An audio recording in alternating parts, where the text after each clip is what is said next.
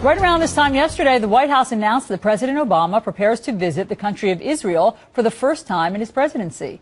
In their last meeting at the White House in March, President Obama spoke with Israeli Prime Minister Benjamin Netanyahu in what has been described as a very tense encounter.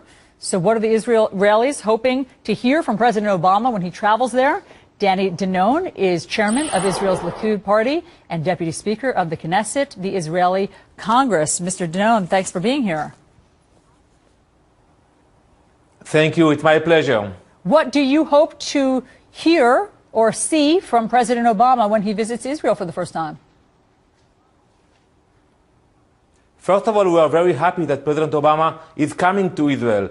During his first term, we felt neglected. He came to the region, but he went to Egypt, to Turkey, to Saudi Arabia, and he skipped the only strongest ally of the U.S. in the Middle East. So we are happy that he is coming to Israel. And we will discuss with him the issues, the challenges that we are facing, mainly the issue of Iran. I think it is about time to take action, and we need to know that the U.S. is standing with Israel together, facing the threat coming from Iran. What do you think took so long for President Obama to go to Israel?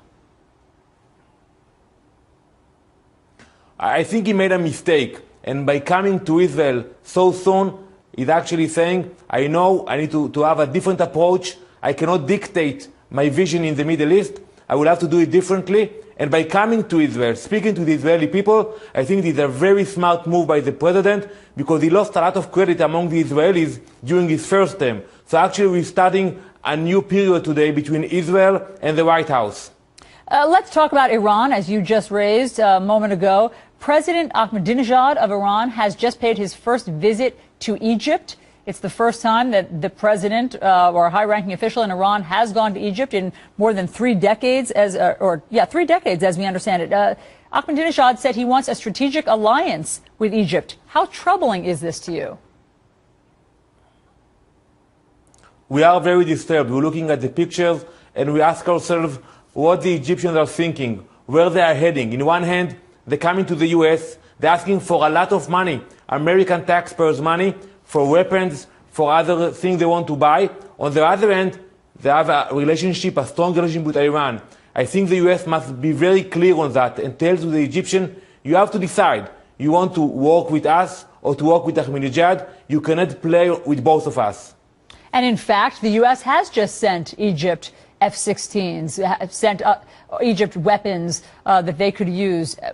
Would you wish that the U.S. would not have done that? Should the U.S. be doing something different in their relationship with Egypt now?